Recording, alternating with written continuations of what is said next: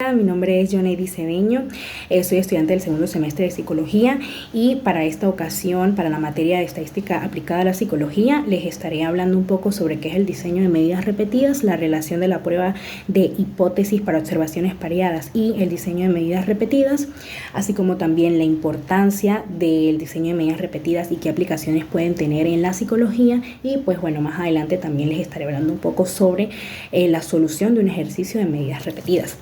¿Qué es el diseño de medidas repetidas? En un diseño de medidas repetidas se evalúa el efecto de un factor sobre una variable independiente, medida en dos o más ocasiones por un mismo individuo o para varios individuos que pertenecen a un mismo grupo.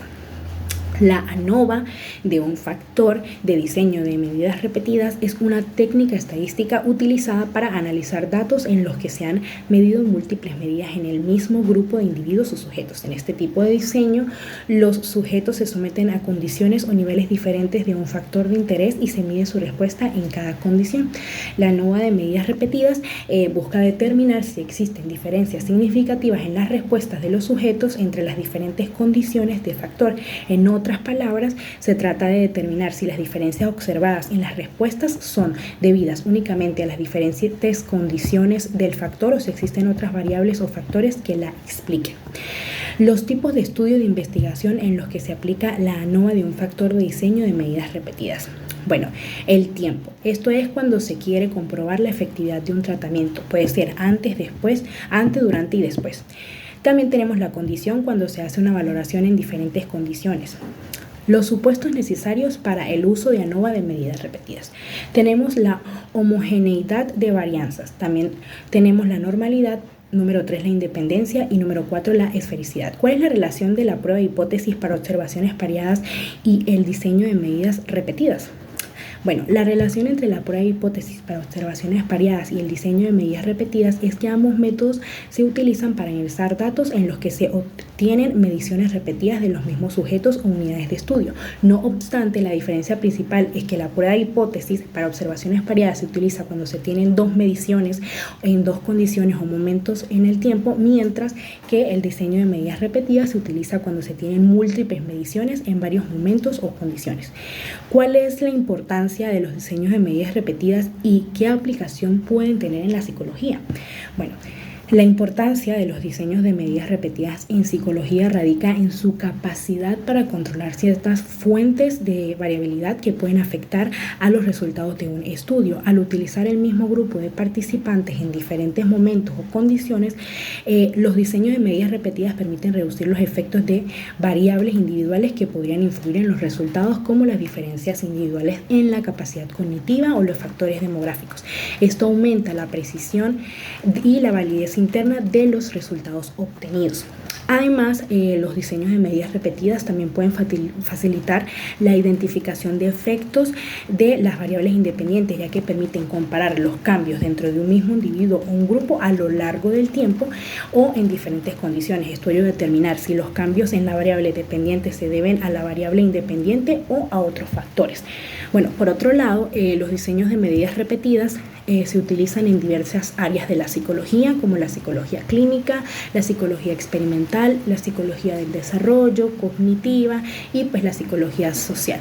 Estas técnicas se utilizan para evaluar la eficacia de intervenciones terapéuticas, medir el cambio en habilidades y capacidades cognitivas, estudiar la influencia de variables situacionales en el comportamiento y comprender los procesos de aprendizaje y memoria, entre muchos otros aspectos.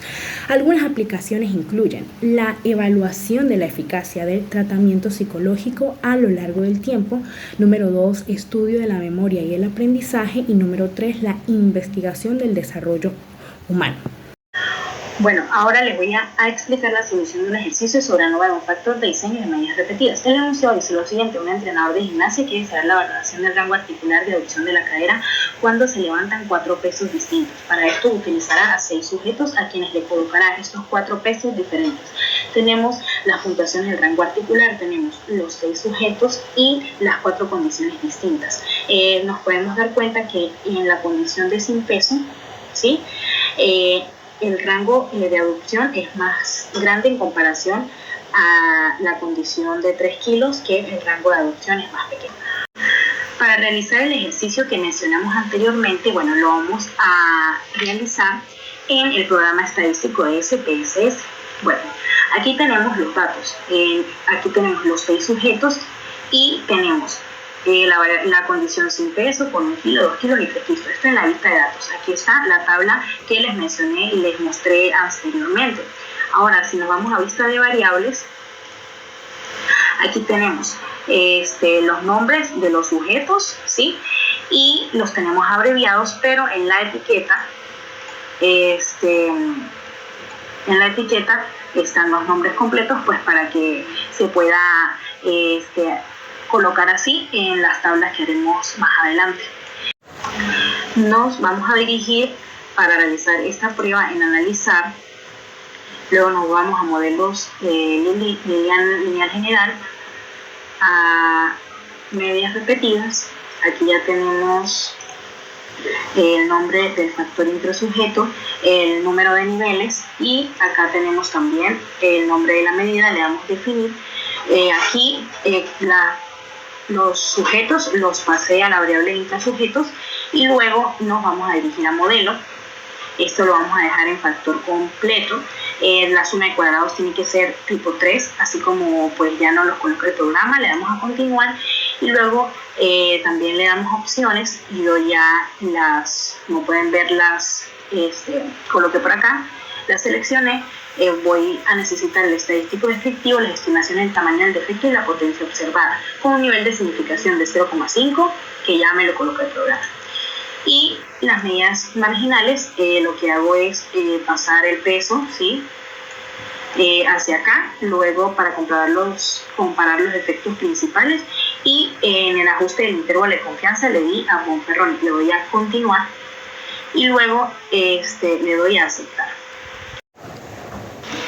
Ok, al ver la ejecución con el programa estadístico vamos a ver los resultados en los que nos fijaremos. Tenemos los estadísticos descriptivos. En esta tabla observamos la media, la desviación para la condición de sin peso, abducción con 1 kilo, abducción con 2 kilos y abducción.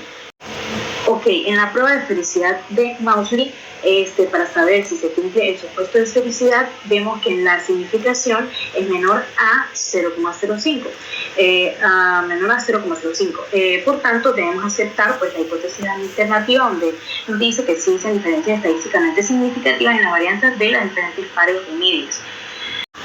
Ok, en la prueba de efectos de intrasujeto tenemos la suma de cuadrados del modelo, en este caso pues sería peso, y también la del residuo o error.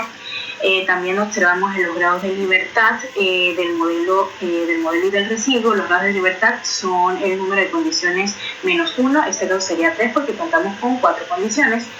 La media cuadrática y también con el estadístico. La prueba de efectos de intrasujetos, ¿sí?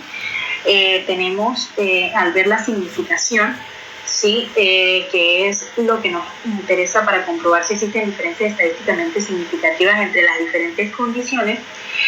Si es menor a 0,5, entonces rechazamos la hipótesis nula y aceptamos la hipótesis alternativa, que indica que existen diferencias estadísticamente significativas entre las diferentes condiciones, aunque pues no nos especifica entre qué pares de condiciones. Para eso utilizaremos la prueba Postol. Ok. Nos vamos a basar en la potencia observada. Como podemos ver, todas las potencias, sí, todas son iguales y pues son las mismas en todos los casos, aunque a veces pues, no sucede así. Ok, aquí en la eta parcial, en la eta al cuadrado parcial, nos indica el efecto del % de las condiciones de variación. Bueno, aquí vemos que hay un 92.5%, se debe al efecto de las condiciones de valoración. Ok, en las comparaciones por pares, esta nos indicará las diferencias estadísticamente significativas entre pares de mediciones o entre pares de condiciones. Vemos que entre la abducción sin peso y la abducción con 1 kilo, pues no hay diferencias estadísticamente significativas. Sin embargo, sí existen entre el resto de pares de medidas. Es decir, la abducción de sin peso con respecto a la de 2 kilos o 3 kilos, la abducción de 1 kilo, ¿sí? Con respecto a 2 kilos y 3 kilos, en todas las ocasiones la significación es menor a 0,05. Por tanto, se acepta la hipótesis alternativa, que indica que hay diferencias estadísticamente significativas. Ok, los resultados de este ejercicio serían: El rango articular de aducción de la cadera será afectado por el peso elevado RDF. Aquí colocamos los grados de libertad corregidos por la aproximación de Eddington-Heimer. Luego es igual a 88.33, P menor a 0,05 y con una eta de grado parcial de 0,925. Ahora, también podemos acotar que este resultado de ANOVA se reporta pues una aproximación con un ajuste de Eddington-Heimer, ya que pues no se ha cumplido con el supuesto de especificidad. Ok. En cuanto a las comparaciones por pares, no existen diferencias estadísticamente significativas en el rango articular de aducción de cadera sin peso y con 1 kilogramo. Ok, para poder calcular, ¿sí? Como lo coloqué aquí en esta nota, el valor de T, esta se obtiene de la división de la diferencia de medias con el error típico de dicha diferencia. Lo que hice fue tomar la división de la diferencia de medias y pues lo dividí con el error típico pues, de dicha diferencia. ¿Okay? Sin embargo, si existen entre la adopción sin peso con 2 kilogramos, ese procedimiento que acabo de mencionar, también entre la adopción sin peso y con 3 kilogramos, nuevamente hice esta operación entre 1 kilogramo y 2 kilogramos, entre 1 y 3 y entre 2 y 3. Bueno, aquí finaliza mi guía y mi explicación de la solución de un ejercicio de ANOVA de un factor de medidas repetidas. Espero haya sido de su agrado y de su comprensión. Muchísimas gracias.